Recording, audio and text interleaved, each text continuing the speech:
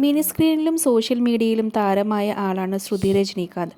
ചക്കപ്പഴം എന്ന ഹാസ്യ പരമ്പരയിലൂടെയാണ് ശ്രുതി താരമാകുന്നത്. പരമ്പരയിൽ പൈങ്കിളി എന്ന കഥാപാത്രമായിട്ടാണ് ശ്രുതി എത്തുന്നത്. തൻ്റെ അഭിനയ മികവുകൊണ്ടും തമാശ കൈകാര്യം ചെയ്യാനുള്ള കഴിവുകൊണ്ടും ശ്രുതി വളരെ പെട്ടെന്ന് തന്നെ താരമായി മാറുകയായിരുന്നു.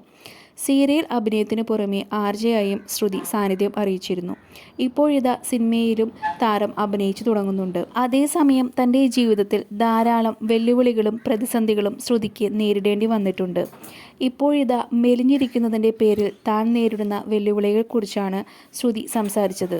ശ്രുതിയുടെ വാക്കുകൾ ഇങ്ങനെയാണ്: വണ്ണം വയ്ക്കുക എന്നത് എനിക്കൊരു വലിയ കടമ്പ തന്നെയാണ്.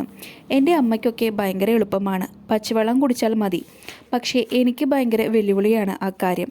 എൻ്റെ ജീവിതത്തിൽ തന്നെ ഏറ്റവും വലിയ കാര്യമാണ് വണ്ണം വയ്ക്കുക എന്നത്.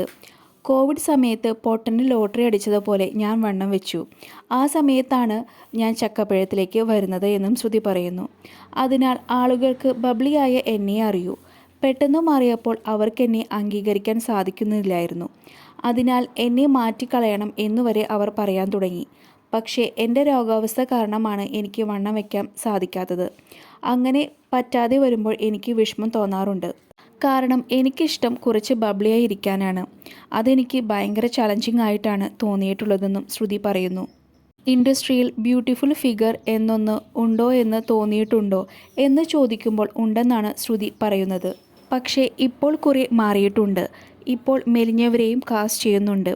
നായികയായിട്ട് തന്നെ കാസ്റ്റ് ചെയ്യണം എന്നില്ലല്ലോ. ഞാൻ 4 സിനിമ ചെയ്തിട്ടുണ്ട്. ആളുകളുടെ കാഴ്ചപ്പാടാണ് ഇപ്പോൾ മാറാത്തത്.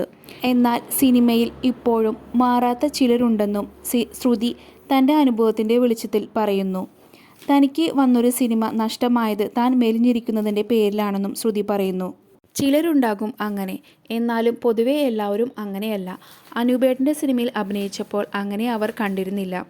അവർ നോക്കുന്നത് കഥാപാത്രം. പപ്പേട്ടൻ ക്യൂൻ എലിസബത്തിലേക്ക് വിളിച്ചതും അങ്ങനെയാണ്. അതിനാൽ എല്ലാവരും അങ്ങനെയാണെന്ന് താൻ ചിന്തിക്കുന്നില്ല എന്നും ശ്രുതി പറയുന്നു. കൂടുതൽ അപ്ഡേറ്റ്സിനായി ഈ ചാനൽ സബ്സ്ക്രൈബ് ചെയ്യുക.